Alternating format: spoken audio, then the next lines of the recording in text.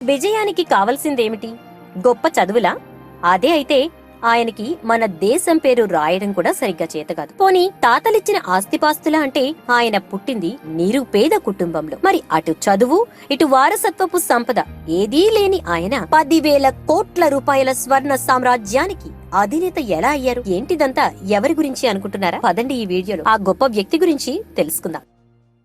మా ఛానల్ నుంచి వచ్చే లేటెస్ట్ అప్డేట్స్ పొందడానికి ఛానల్ ను సబ్స్క్రైబ్ చేయండి మరియు బెల్ సింబల్ ను క్లిక్ చేయండి. మనం మాట్లాడుకుంటున్నది డబ్బులు ఊరికే ఎవరికీ రావు, మన లలిత జ్యువెలరీస్. ఆయన పుట్టింది నెల్లూరులో. మీకు తెలుసో లేదో, నెల్లూరుకి బంగారు నగల తయారీ కేంద్రంగా బాగా పేరుంది. అక్కడ పనిచేయడానికి ఆయన కుటుంబం 80 ఏళ్ల క్రిందట రాజస్థాన్ నుంచి వచ్చి స్థిరపడింది. నాన్న మూల్ చంద్ జైన్, అమ్మ సుశీలాభాయ్. వాళ్ళకి 8 మంది సంతానం. ఆయన చివరివాడు. 6 అక్కలు, 2 అన్నలు. పెద్ద కుటుంబం కావడం వల్ల కటిక దారిద్ర్యం తప్పలేదు. నాన్న బంగారు దుకాణాల్లో, బట్టల దుకాణాల్లో పనిచేసేవారు. రోజుకు 3 పూటలా కాదు కదా, ఒక్క పూట తిండి దొరకడమే కష్టంగా ఉండేది. ఆయన చిన్నప్పుడు అందరితో పాటే బడిలో చేరారు, కానీ అదేంటో ఆయన బుర్రకి ఒక్క అక్షరం ముక్క కూడా వెళ్లలేదు. ఎలాగోలా 5వ తరగతి దాకా నెట్టుకొచ్చినా ఆ తర్వాత మానేశారు.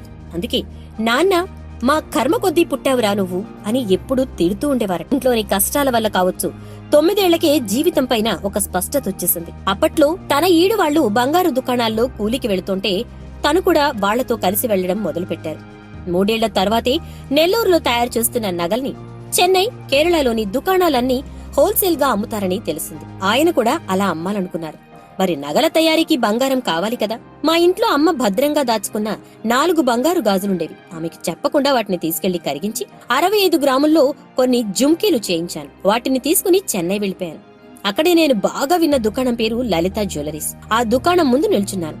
అప్పుడే ఆ సంస్థ ఓనర్ కందస్వామి కారు దిగుతున్నారు. ఆయన దగ్గరికెళ్లి నాకొచ్చిన తెలుగు, హిందీ కలగలిపి, మీకోసం నగలమ్మడానికి నెల్లూరు నుంచి వచ్చాను అని చెప్పాను. 12 ఏళ్ల కుర్రాన్ని కదా, ఏదో సరదా పడుతున్నానని అనుకున్నాడేమో. సరే చూపించు అన్నారు. ఎర్రటి కాగితంలో చుట్టుకొచ్చిన 65 గ్రాముల జుంకీలు చూపించాను. రోజు కిలోలు లెక్కన నగలు కొనే ఆయన వాటిని చూసి నవ్వేశారు. అయినా నన్ను నిరుత్సాహపరచకుండా, వీటిని నేను టెస్ట్ చేయాలి, రేపురా అన్నారు. ఇంటికెళితే అందరూ నగల కోసం వెతుకుతూ ఉన్నారు. విషయం చెప్పాను. నాన్న అగ్గి మీద గుగ్గిలమయ్యాడు. అమ్మ మాత్రం ఇంట్లో మిగిలిన చివరి నగలవి, నువ్వే ఆలోచించుకో అని మాత్రమే చెప్పింది. తర్వాత రోజు ఉదయమే మళ్లీ లలిత జ్యువెలరీస్ కి వెళ్లారు. నన్ను చూడగానే ఇలాంటివే మరిన్ని చేసుకురా అని చెబుతూ 15,000 రూపాయలు డబ్బులిచ్చారు కందస్వామి. వ్యాపారిగా నా తొలి సంపాదన అది. అందులో వచ్చిన లాభంతో మరి కాస్త బంగారం కొన్నాను. 24 గంటల పాటు తిండి నిద్రలు అన్నీ మాని ఈసారి 100 గ్రాముల నగలు తయారు చేసుకుని వెళ్లాను. సాధారణంగా అలా నగలు తయారు చేయడానికి వారం పడుతుంది. నేను 2వ రోజే ఆయన ముందుకు వెళ్లడం చూసి విస్తుపోయారాయన. క్రమంగా 200 గ్రాములు, 300 గ్రాములు, 1000 గ్రాములు, అలా 6 నెలల్లోనే 3 కిలోల బంగారు నగలు చేసిచ్చే స్థాయికి చేరుకున్నాను. ఆ తర్వాత నుంచి పూర్తిగా నా దగ్గరే నగలు కొనడం ప్రారంభించారు. లలిత జ్యువెలరీస్ తో పాటు ఇతర పెద్ద దుకాణాలు ఆర్డర్లు ఇచ్చాయి. దాంతో మొదటి ఏడాదే 7 లక్షల రూపాయల వ్యాపారం చేశాను. నేను మేనేజర్ అయ్యాక అఫ్రెష్ అనే మిత్రుడి భాగస్వామ్యంతో ఏకే జ్యువెలర్స్ పేరుతో హోల్సేల్ నగల దుకాణాన్ని రిజిస్టర్ చేశాను. 8 ఏళ్లలో దక్షిణాదిలోనే నంబర్ 1 హోల్సేల్ నగల తయారీదారుగా పేరు తెచ్చుకున్నాను. రోజు కేవలం 3-4 గంటలే నిద్రపోయేవాణ్ణి. ఆ కఠోర శ్రమే నన్ను 11 ఏళ్లకే కోటీశ్వరుణ్ణి చేసింది. నా విజయానికి తొలిమెట్టుగా నిలిచిన లక్షణం అది. 1996 ప్రాంతం. లలిత జ్యువెలరీస్ సంస్థ యాజమాన్యం నష్టాల్లో కూరుకుపోయింది. అప్పుల వాళ్ల వల్ల నేను అరెస్ట్ కావడమో, దుకాణాన్ని మూసేయడమో రెండే దారులున్నాయి అని నా ముందు కన్నీరు పెట్టుకున్నారు దాని యజమాని కందస్వామి. నాకు జీవితాన్నిచ్చిన సంస్థ అలా మునిగిపోతుంటే చూస్తూ ఎలా ఊరుకోను? అందువల్ల 1999లో నేనే దాన్ని కొన్నానే కాని 6 నెలల పాటు నాకేమీ అర్థం కాలేదు. హోల్సేల్ వ్యాపారిగా గంటకి 10 కిలోల నగలు అమ్మే నేను రీటైల్లో రోజంతా కష్టపడ్డా కిలో బంగారం నగల్ని అమ్మలేకపోయాను. 4 ఏళ్లలో అసలు ఇటు ఎందుకొచ్చాన్రా భగవంతుడా అనే పరిస్థితుల్లో పడ్డాను. అయినా సరే వెనక్కి తగ్గాలనుకోలేదు. కొత్తగా ఏమేం చేయొచ్చో ఆలోచించడం మొదలుపెట్టాను. నాణ్యత ఉన్నతంగా ఉండాలని దక్షిణాదిలోనే తొలిసారి BIS హాల్ మార్క్ నగల్ని పరిచయం చేశారు. వాటిని కూడా హోల్సేల్ ధరలకే అమ్మేవాణ్ణి. నా లాభాలు తగ్గించుకుని తరుగు 9% మించకుండా చూసుకున్నాను. ఇవన్నీ వినియోగదారుల్ని ఆకర్షించాయి. లాభాలు పెరిగాయి. కానీ మాకంటే నువ్వు తక్కువ ధరకు అమ్మడానికి వీల్లేదంటూ నగల దుకాణాల సంఘాలు నాకు హుకుం జారీ చేశాయి. పట్టించుకోలేదు. పోటీదారులు నేరుగానే నన్ను బెదిరించారు. భయపడలేదు. నా పని నేను చేసుకుంటూ పోయాను. వాటిని పట్టించుకొని ధైర్యమే నన్ను ఇప్పటిదాకా నడిపిస్తోంది.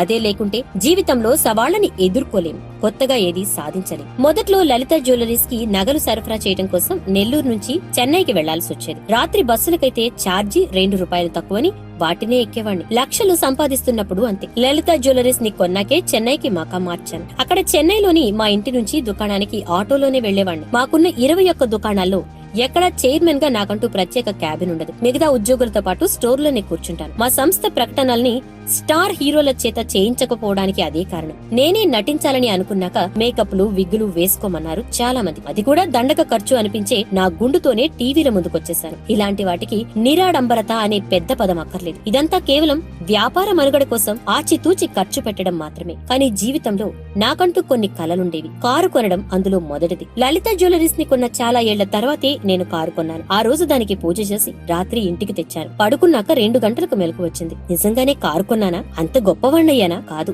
ఇదంతా కలేనేమో అనిపించింది. హడావిడిగా లేచి పార్కింగ్ కి వెళ్లి కారు డోర్ తీసి హారన్ మోగించాక కానీ నాకు తృప్తిగా అనిపించలేదు. ఎంతగా ఆచితూచి ఖర్చు పెట్టినా మన కలలని దూరం చేసుకోకూడదని, అవే మన జీవితాల్ని ఉత్సాహంతో నింపుతాయని ఆ రోజే తెలుసుకున్నాను. నేను లలిత సంస్థని కొనడానికి ముందే హేమతో పెళ్లైంది. వాళ్ళది చెన్నైలో స్థిరపడ్డ రాజస్థానీ కుటుంబం. మాకు 3 పిల్లలు. భక్తి, భవ్య అని కవలలు, చిన్నవాడు హిత్. దీని అర్థమేంటో వాళ్ళ అమ్మకి మాత్రమే తెలుసు. ఇప్పుడు 19 నెలలు. పిల్లలతో కలిసి ఏడాదికి 3 సార్లైనా విదేశాలకు వెళ్తూ ఉంటాను. అక్కడికెళ్లినా వ్యాపారం గురించి ఆలోచిస్తూ ఉంటాను. మీరు ఎక్కడికొచ్చినా బిజినెస్ కోమాలో ఉన్నట్టుంటారు అని విసుక్కుంటారు నా పిల్లలు. నేను వదిలించుకోవాలనుకుంటున్న లక్షణం అదే. చిన్నప్పుడు స్కూల్లోనే కాదు, ఇప్పటికీ నేను ఇంగ్లీష్ అక్షరాలను గుర్తు పెట్టుకోలేను. విదేశాలకు వెళ్తున్నప్పుడు ఎయిర్పోర్ట్ లో దరఖాస్తు నింపాలి కదా, అందులో ఇండియన్ అనే పదాన్ని రాయాలన్నా తడబడతాను. లలిత జ్యువెలరీస్ ఇప్పుడు 10,000 కోట్ల రూపాయల సామ్రాజ్యం అయినా నేను ఇప్పటికీ కరెన్సీ కట్టల్ని సరిగ్గా లెక్క పెట్టలేను. ఎప్పుడు లెక్క పెట్టినా ఎక్కువో తక్కువ వస్తుంది. అయితే లాభ నష్టాల్ని మాత్రం ఖచ్చితంగా బేరీజు వేయగలను. ఫలానా గంటకి ఇంత బిజినెస్ జరుగుతుందని చెప్పగలను. చదువు లేని నాకు దేవుడిచ్చిన పెద్దవరం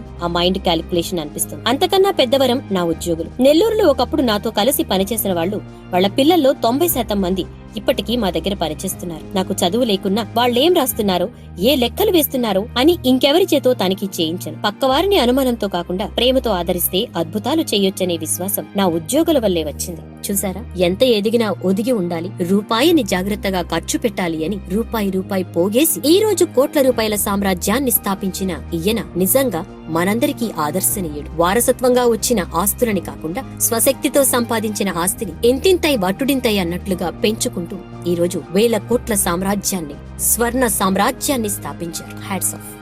ఈ వీడియో కనుక మీకు నచ్చినట్లయితే లైక్ బటన్ ప్రెస్ చేయండి మరియు మీ ఫ్రెండ్స్ అందరికీ షేర్ చేయండి. మా ఛానల్ నుంచి వచ్చే లేటెస్ట్ అప్డేట్స్ పొందడానికి ఛానల్ ను సబ్స్క్రైబ్ చేయండి మరియు బెల్ సింబల్ ను క్లిక్ చేయండి.